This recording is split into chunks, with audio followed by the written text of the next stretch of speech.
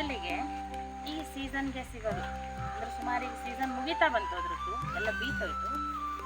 ಇನ್ನು ಮುಂದಿನ ವಾರ ಅಂದ್ರೆ ಇದಿಲ್ಲ ಅಂತ ಅದ್ರದ್ದು ಪದಾರ್ಥ ಮಾಡೋಣ. ಕರ್ಮದ ಹಣ್ಣು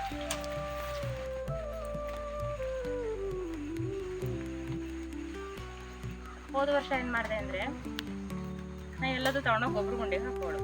ಸ್ವಲ್ಪ ಬುದ್ಧಿವಂತಿಗೆ ಜಾಸ್ತಿ ಮಾಡಿದೆ. ಎಲ್ಲದನ್ನು ಹೆಕ್ಕಿ ಈ ತರ ಒಂದು ಡ್ರಮ್ಗೆ ಹಾಕಿ ಅದನ್ನ ಕೊಳಸಿ ಸೀದಾ ತಗೊಂಡೋಗಿ ಗಿಡಕ್ಕೆ ಹಾಕಿದೆ. ನೀರೆಲ್ಲ ಹಾಕಿದೆ. ಒಂದೆರಡು ಅಡಿಕೆ ಗಿಡಕ್ಕೂ ಹಾಕಿದ್ದೀನಿ, ಅದನ್ನ ಹೇಳಲಿಲ್ಲ ಯಾರಿಗೂ. ಮರುದಿನನೇ ನನ್ನ ಎಲ್ಲಾ ತರಕಾರಿ ಗಿಡನೂ ಸತ್ತೋಯ್ತು. ಇದು ಹಾಕಿದ್ರೆ ಚೆನ್ನಾಗೇ ಆಗುತ್ತೆ ಇದ್ರದ್ದು ರಸ. ಆದ್ರೆ 1 ಲೀಟರ್ ಇದ್ರನ್ನ ಹಿಂಡು ತೆಗೆದಿದ್ದು ರಸಕ್ಕೆ ಒಂದು 50 ರಿಂದ 60 ಲೀಟರ್ ನೀರು ಬೇಕಾಗ್ಬೋದು. ಅಷ್ಟು ಮಾಡಿ ಹಾಕಿದ್ರೆ ಗಿಡ ಚೆನ್ನಾಗಾಗುತ್ತೆ. ಡ್ರಮ್ಮು ಜೀವಾಮೃತ ಕರಡ್ಲಿಕ್ಕೆ ಇಟ್ಕೊಂಡಿದ್ದೆ.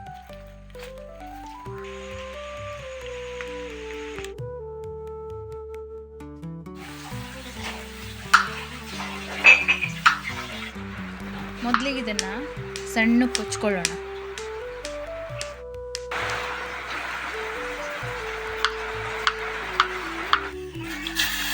ನೀರು ಹಾಕಿ ಬೇಯಿಸ್ಲಿಕ್ಕೆ ಇಟ್ಕೊಳ್ಳೋಣ. ಬೇಯ ತನಕ ಅದೇ ಬೇಜಾರದ ಕೆಲಸ. ಕಾಯಿ ಹರ್ಕೊಬರುವ ಇದು ಒಂಥರ ಸಣ್ಣ ಹಿಡಿದ ಕೆಲಸ ಅಲ್ಲ.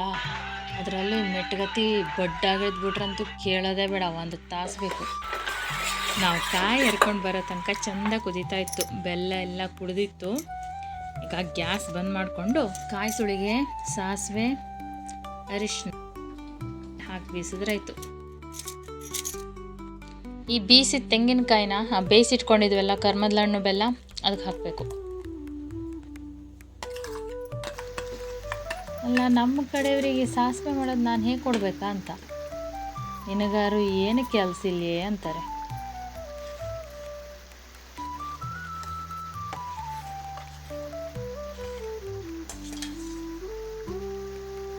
ಇದಕ್ಕೆ 1 ಚಮಚ ಮೊಸರು ಹಾಕಿ, ನಂತರ ಒಂದು ಸ್ವಲ್ಪ ಕೊಬ್ಬರಿ ಎಣ್ಣೆ, ಒಂದು ಸ್ವಲ್ಪ ಸಾಸಿವೆ, ಒಂದು ಸ್ವಲ್ಪ ಒಣಮೆಣಸು ಚೂರು 1-2 ಅವೆಲ್ಲದನ್ನೂ ಹಾಕಿ ಚಿಟಿಪಿಟಿ ಅನಿಸಿ ಒಗ್ಗರಣೆ ಕೊಟ್ಟರೆ ಆಯಿತು. ಸಾಸಿವೆ ರೆಡಿ.